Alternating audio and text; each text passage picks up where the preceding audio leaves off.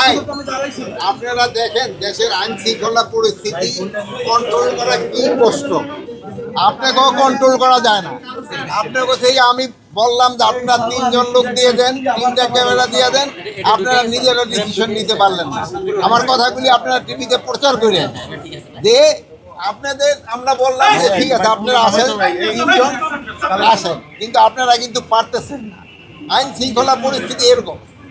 এই জন্য আপনাদেরকে আমি অনুরোধ করব যে আপনারা সত্যি ঘটনাটা প্রকাশ করবেন।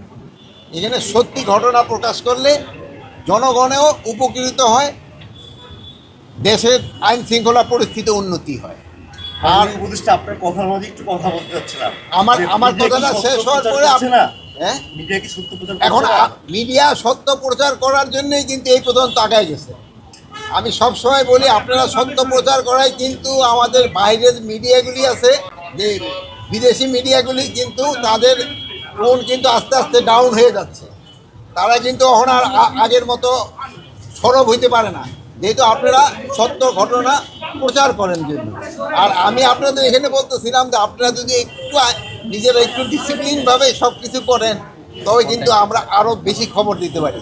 যেমন আমি আপনারা আজকে চাচ্ছিলাম যে আপনারা আমার সাথে অল্প করে, যেহেতু ভিতরে এত লোক নেই তো ঢুকে যাবে না, আপনারা আসেন, পরে আপনারা আবার আরেকজনকে দিয়ে দিয়েন। এইটার জন্য আপনাদের আমি একটা অনুরোধ।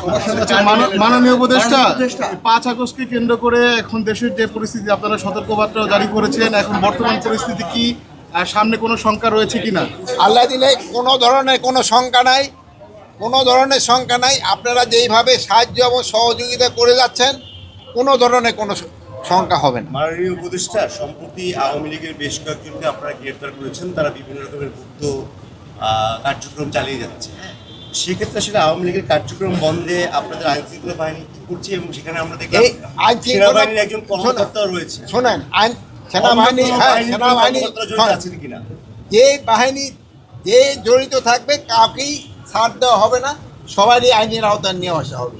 আর যেহেতু আপনারা বললেন যে তাদের কার্যক্রম নিষিদ্ধ করা হয়েছে, এবং তারাও যদি কোনো রকমের অপকর্ম করতে চায় কোনো রকমের ছাড় পাবে না। তাদের পরিকল্পনা কি ছিল? তাদের যে একটা মিটিং করলো বা ট্রেনিং বা পরিকল্পনা কি ছিল এটা তো ইনভেস্টিগেশনের পরে যেন জানা যাবে। আচ্ছা, আমি একটু কবরস্থানে যাব।